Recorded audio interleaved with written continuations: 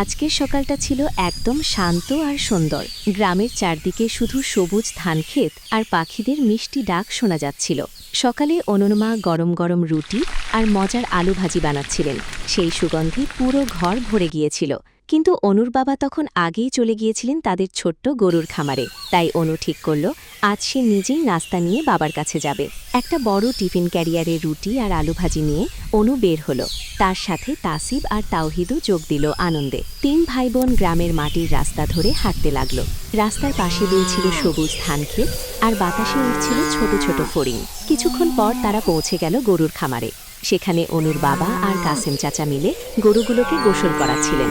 তাওহিদ খুশিতে চিৎকার করে বলল, আব্বু, আমরা নাস্তা নিয়ে এসেছি।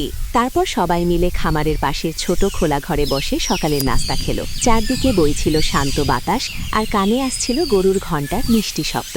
খাওয়া শেষে অনুর বাবা একে একে তাদের প্রিয় গরুগুলোর সাথে পরিচয় করিয়ে দিলেন। লাল রঙের গরুটির নাম লাল বাদশা, শক্তিশালী কালো গরুটি কালো সুলতান, শান্ত সাদা গরুটি সাদা নূর, আর সবচাইতে দুষ্টু গরুটি হল চঞ্চল রাজা। তাসিব আর তাওহিদ পরম মমতায় গরুগুলোকে আদর করছিল। আর ছোট্ট মিনু, সে তো দূর থেকে সবকিছু বেশ মজা করে দেখছিল। হঠাৎ চঞ্চল রাজা মাথা নেড়ে একটু দুষ্টুমি করতেই সবাই হেসে উঠল। মিনুও চায় আপনারা লাইক, সাবস্ক্রাইব আর শেয়ার করে আমাদের পাশেই থাকুন।